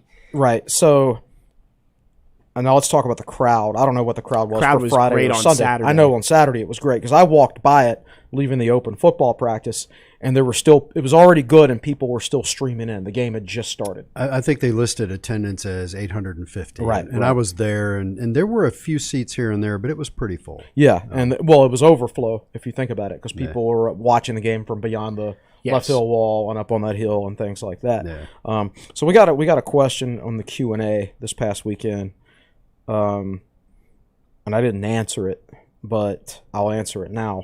Basically, the question was, what's it going to take to upgrade the softball stadium? And I'm like, what's it going to take? It's going to take improved attendance because Tech's first home game or whatever, there was only 350 people there or something like that. Right. So unless you get a big donor to come in and just do it out of the goodness of his heart, the school, I'm not saying they shouldn't or they wouldn't or anything like that, but you run the financial models in your head and you have a limited amount of money you can spend. Do you put it into one of your revenue sports, or do you put it into the softball program that doesn't generate a profit and where people still aren't showing up?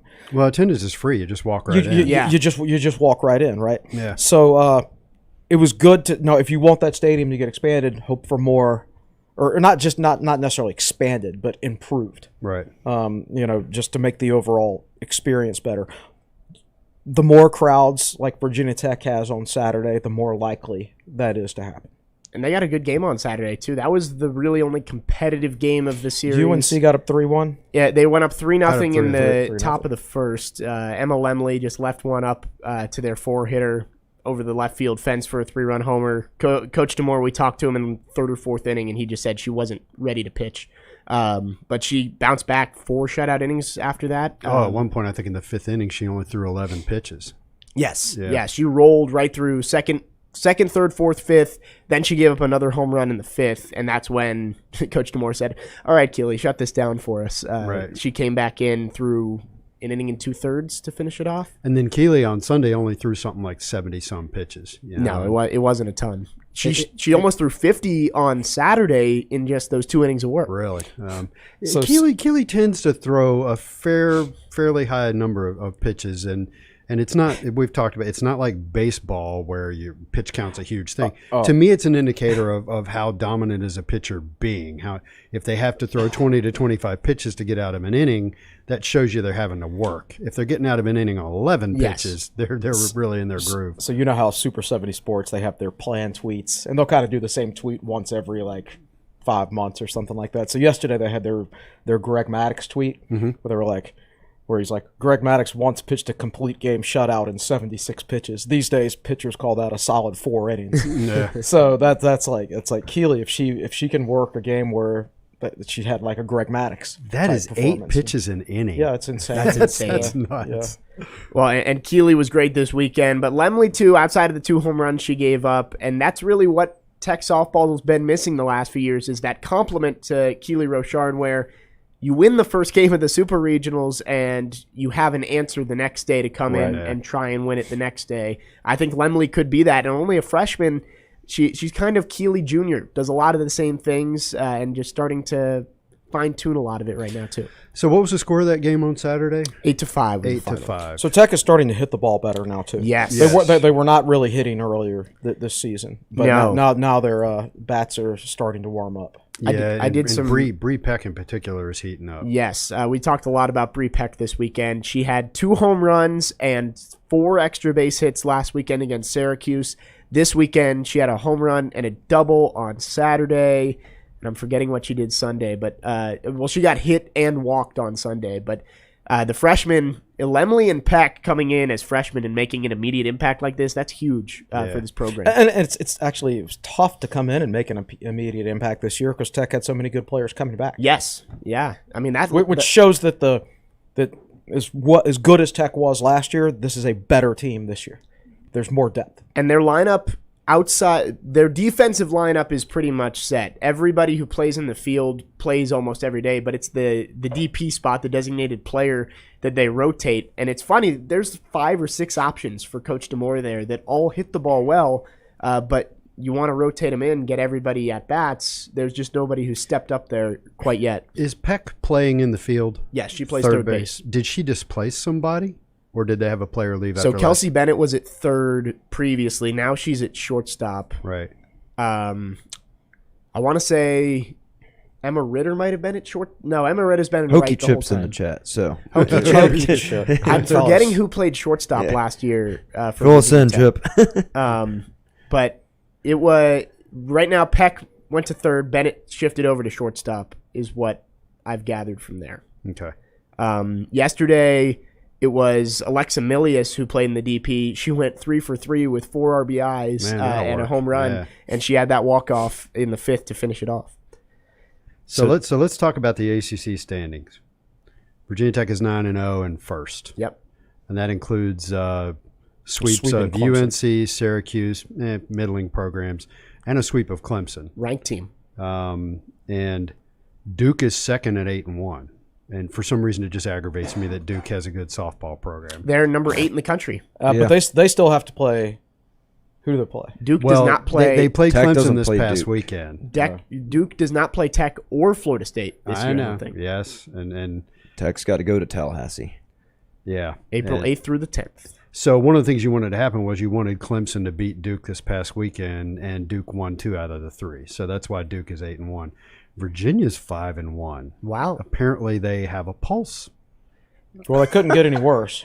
They are playing Virginia Tech the spring game weekend. Yes. I think in Blacksburg. I'm calling 2 of those games that weekend, and I was thinking, man, so those will be nice hour-and-a-half long games. 5 innings. Yeah. Maybe not. Maybe Virginia's I don't know. around. Let's remember that Virginia's only scored 1 run against Virginia Tech in, the last 3 years? Something like that. They still have a ways to go. And so the team that Clemson's 1-5 in the conference. They got swept by Tech, and they were 1-2 against They've gotten unlucky their schedule so far. Well, they got lucky last year with their schedule. That's true. So what goes around comes around. For Virginia Tech, it's let's assume the rest of the season proceeds this way. It's all about what happens when they go down to Tallahassee. Where's Florida State in the standings? They are 7-2. Okay. I think they're 2nd or 3rd in the country. They're second. They just beat Alabama this past weekend, who Tech lost to twice earlier in the year. Now in the ACC, they lost a game to Boston College. So really? that's BC one of those. is high up too. I thought. No, never mind. Think about lacrosse. So switch out lacrosse. So Florida State has lost games to BC and Pitt. Not interesting. Yeah. So maybe And they'll Alabama, do the Hokies a favor. Lost to Kentucky over the weekend too. So Alabama will drop. This is what I hate about big conferences is the unbalanced scheduling factor. Yeah. It's why like the NCAA tournament selection process for basketball is how it has to be, because you have to look at analytics and things like that because teams don't play the same schedule in conference. Yeah. So like the fact that Notre Dame finished 2nd in the ACC, they also had the easiest in-conference schedule of all ACC teams. So you have to take that with a grain of salt. Yeah. So you can't even really rely on, here's where a team finished in the conference. You can't even rely on that anymore because the conference schedules themselves are so different.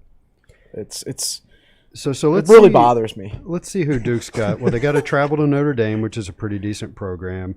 Then they got BC, at Virginia, at Syracuse, Pittsburgh.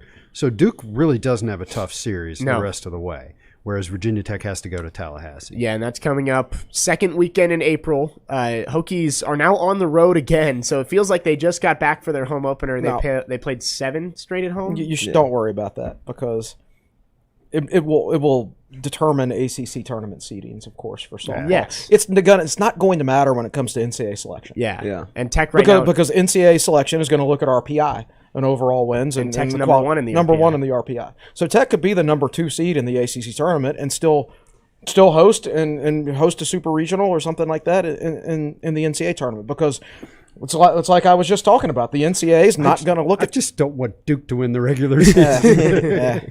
Oh, by the way, the sweep of Carolina, this blew me away when I read this on the softball board last night. Tech had gone 6-16 against Carolina in their last 22 games. Tech had never won a home series against North Carolina until this weekend. Now, they hadn't played them since 2019. Yes. Yeah. Yes. So Hokies, again, they went 7-0 on their homestand this past week, and now they don't come back again until they play Virginia April 14th. Wow. So going to be a long time until Tech Softball Park is filled again, but Hokies, I want to say, play Longwood, Pitt, UCF, Florida State, all on the road coming up before coming home. So lots of decent teams in there. That means they'll get a lot of home games when the weather turns really good. Not that it's bad. It's good weather. It's going to be good weather this week for the most part, but still, like you would expect. Yeah. By mid-April, all the weekends will be good. Here's one to watch. Tuesday, April 12th at Liberty. At Liberty. I am sick of losing to Liberty. We need a 5-run game in that. Pete DeMoore has to end the curse. Yep. All right, well, let's look on the other diamond. Again, first, I want to mention softball, 21-3 on the season. 2 of those losses to a top 5 team in Alabama, 9-0 in ACC play, number 1 in the RPI. Looking like they could make a bid for the Women's College World Series this year. Let's check on baseball. They lost 5 straight, but it bounced back in a big way over the last 2 days, winning the last 2 against Pitt to take their first ACC series. I believe I'm between 21 and 22. I want to say Tech scored 22 runs on Saturday. They did. Speaking of the ball flying, and the wind blowing out. Like you said, the wind was blowing out on Saturday. And how many homers did Tech hit on Saturday? Like 5, 6? 6. Something like that. It was a lot. The hammer was used. The hammer plenty. was out early and often. 22-6, I think that game was. So Virginia Tech, like, they lost Friday's game because, their bullpen gave up a couple of late homers. And that's typical for Tech baseball throughout the years. Is when Tech is a really good team, it's because they have really good pitching depth. The hitting is generally always there. Even the starting pitching is generally good enough. Yep, Griffin Green was great on Friday. Right. So, but generally, when they have issues, they don't have the pitching depth. Well, they didn't exactly leave it in the bullpen's hands for when you score 22. Your bullpen's not going to blow it, right? And to their credit, the bullpen was really good yesterday in Sunday's game, which was a 7-1 win. So. And I don't think Tech has like a dominant ceiling in baseball or anything like that, but I think they should be better than Pitt, so it's good to see them take 2 out of 3 from Pitt. And Jack Hurley, we mentioned him on the podcast a few weeks ago. He might be the hottest hitter in baseball right now. 17-game hitting streak, might be 18 now. And he went 3 for 5 on Saturday with 2 more home runs. Wow. Hitting in the 5 spot. He has been unbelievable this season. He's one of the guys that when I went to see them play Florida State last year, I sat at one of those tables down the first baseline, so you got a really good view of the action. And he hit a home run in that game to dead center, and it bounced off the batter's eye. And the ball just really flew off his bat, man. That thing was out of there in a hurry. And I'm not a baseball scout or anything like that, but a year from now, he's probably going to have a decision to make. 17-game hitting streak. He was hitting a cool 475 heading into the season, or heading into the series, and then a couple more hits this weekend as well. I want to say 5 or 6 hits this weekend. Yeah, he's 486 on the season now. Oh my gosh. Just under 500. That's all right. Maybe he'll get there. Get 5 RBIs. Of course, some of these guys are going to hammer the lower level competition that you face, but they've now played 2 ACC series. He's hit the ball well against ACC teams. And Georgia Tech, 2 walk-offs in that series. They went the wrong way for Tech. I know. They could easily be 3-3, 4-2 in ACC play, but 2-4. They've got Notre Dame coming up this weekend on the road. I know Evan Hughes, we were talking if they'd gone to the Sweet 16, there was a chance I might go up there with them. A 2-day bus trip that they're taking starting on Wednesday, driving to South Bend. A bus trip? Okay, so here's a little trivia. Don't let that get out. Here's a little trivia that you don't know about Tech baseball, or back when Tech was in the Metro, back in the 80s. Yeah. Tulane was in the Metro. Southern Miss was in the Metro. These are long trips. Tech would bus to New Orleans, play a 3-game series against Tulane, and then on the way back stop by Southern Miss and play them, and then come back to Blacksburg. Yeah, and I wonder if there were years where they threw Tallahassee in there as well. Who knows? Right? Yeah. I mean, I can't even imagine. Can you imagine? And they play Radford tomorrow, I believe, in the midweek. The Sharkies Classic. Yes, there you go. Wow. You love that. I love saying that. I was calling the lacrosse game between Tech and Radford a few weeks ago, and he asked me to say that on the air. I said, I think I'm going to pass, Nick, but we can say it here. Yes, the Sharkies Classic tomorrow between Tech and that's Radford. free advertising. You can't do that. That's playing something. Baseball, again, 2-4 in the ACC, and yes, head back on the road this week for Notre Dame. Mm-hmm. So what question did we have for Chip, Nick, that we were hoping he would chime in? It was Hex just took over third base this season, and then Fagan moved to second. Okay, so Fagan was at shortstop. I was thinking that might have been it. So Fagan moves from short to second. I want to say Overitis was at second in the past or something like that. We'll figure it out at some point. Speaking of Nick, what questions do we have in the YouTube chat today? The most important one right now is by Eric Fisher. Is there any chance Will Stewart's song lyric trivia comes back? That's listening back for a while right there. I have to make it more accessible. It was very obscure back when I used to do the song lyric stuff. I remember that. Yeah, it was obscure. Although I don't know, I did one song one time that I thought young people should get, and they didn't get it. But now that we have more viewers, I should try it. And actually, when we were doing that, I think we were pretty much an audio only podcast, or we were doing some streaming live on Facebook. So, all right, good question. I'll think about it. Maybe next week. We'll see. Maybe. Put money on it. And then not many other questions. You guys answered again, most of them. But Chris, you went to the open practice. Yep. What was your biggest takeaway?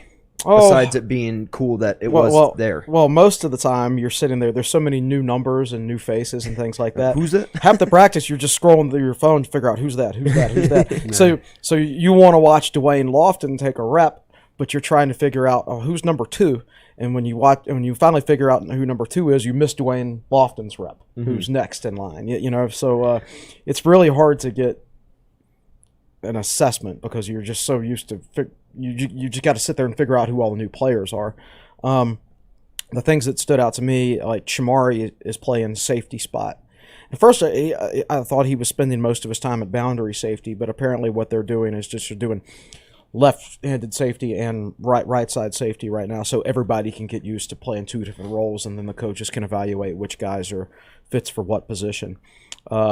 That Sam linebacker spot, the number 1 spot right now is Jordan McDonald. The number 2 spot right now is Jaden McDonald. And one of them wears number 38 and the other wears number 39. Salem boys. Yes, they're kind of hard to tell apart out there, but they look the part at that position. Breon Murray's in a nickel role this year, which I think is more suitable to his skill set. When Virginia Tech recruited him out of JUCO, he was more of a safety type.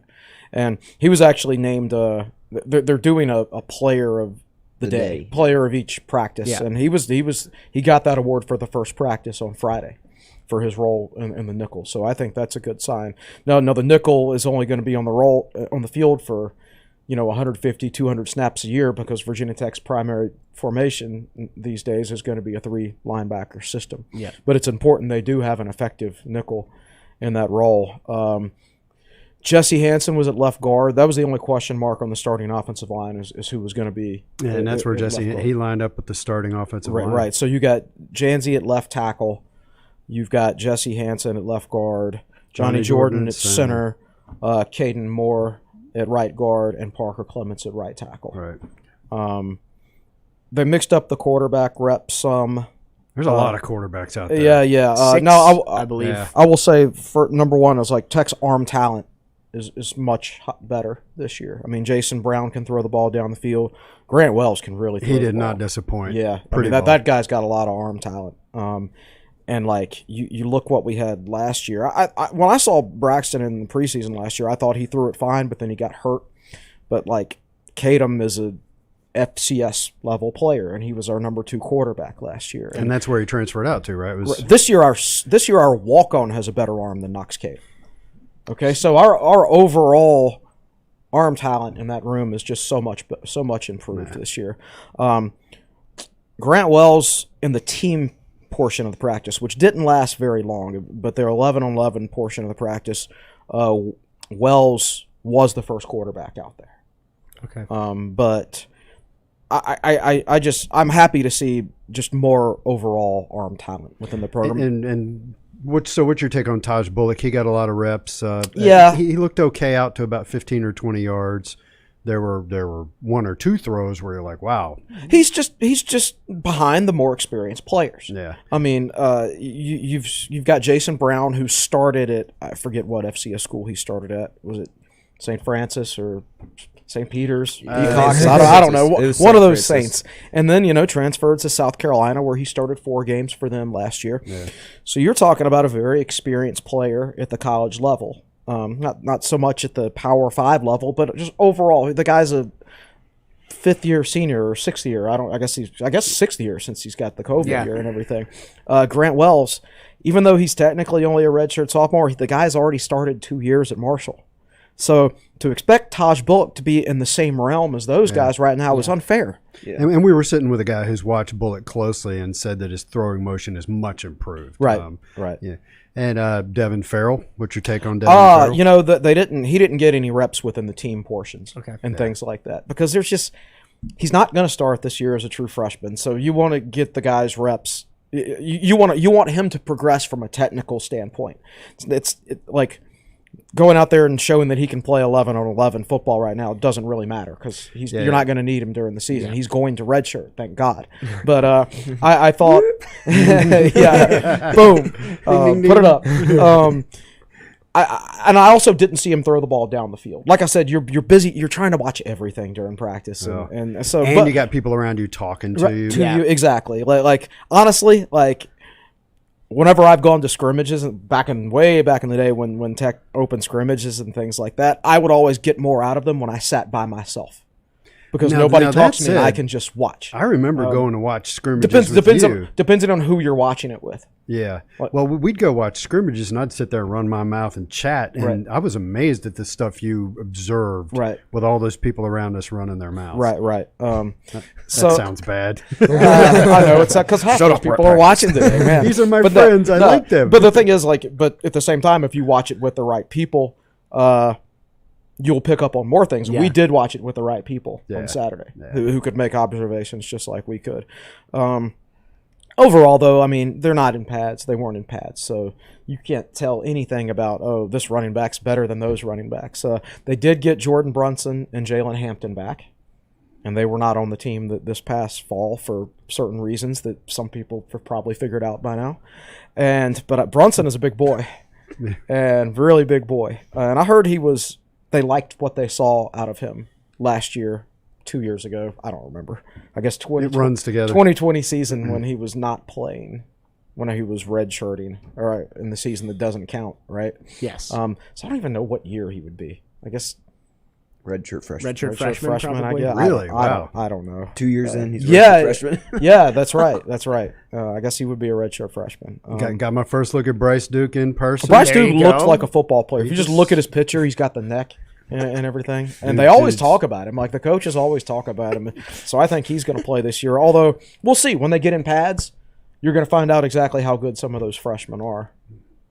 Will's going to have binoculars on only Bryce Duke at the spring game. I did not see anything to make me think he's not going to play this year. What's he do? What's the way Bryce Duke sits on the sideline? we should have a Bryce Duke cam and Zion. Did you see the way he turned his head and talked to his teammate? That's a big time player. Look at him. He just chatted with the offensive coordinator. He's locked in.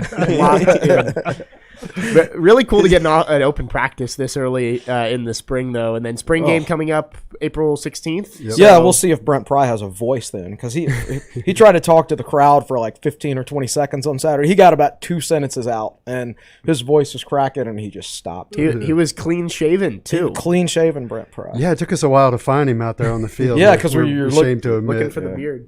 Yep. I was confused. I completely forgot that there was the open practice on Saturday, so I'm pulling up to the softball field trying to park. What's that noise? At like 11:45. I'm like, why is there no parking spots at noon on a Saturday? Right. Yeah. Completely forgot. Yeah. So, and I'll say this. I'm sorry, Nick. What's up? Just saying, it was just a wild weekend because I was at lacrosse too, and you could hear baseball music, you could hear lacrosse music, you hear softball music, and football music. It's like, what's happening? Wow. I will say this. I think Tech is going to be. They've got better arm talent in the quarterback room. I think the offensive line will be fine. We know the tight ends will be good. I was not impressed with the wide receivers on Saturday. They did not have a good day. That's a room that's really that's gonna need some work.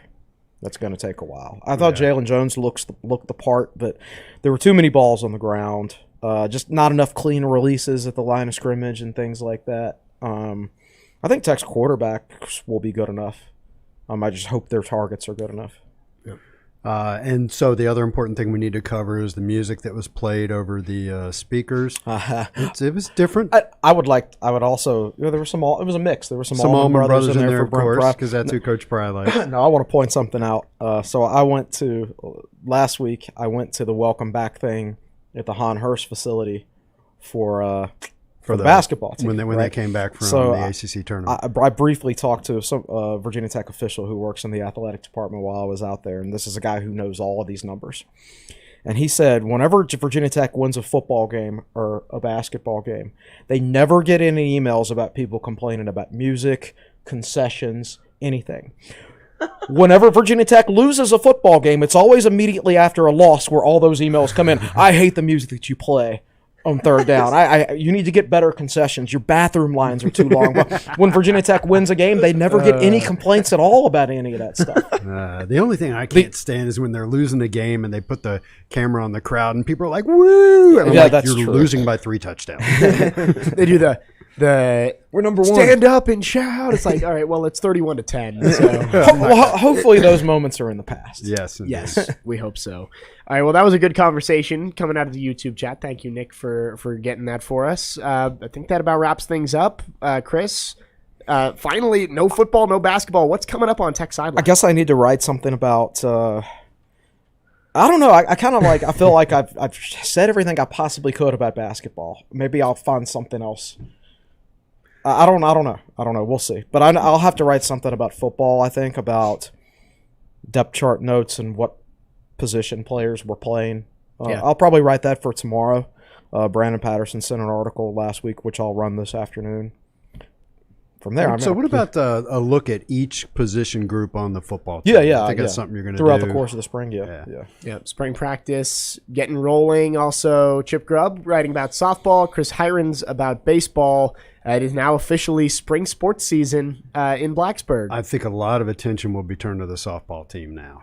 I think so too, because that's a highly ranked team and one that's just killing it. And again, ranked wherever you look, they're ranked in the top 8. 8 teams make the Women's College World Series. So a chance for them possibly to be hosting a super regional this year instead of having to go, I don't know, to UCLA and play against the number 2 team in the country. Yep.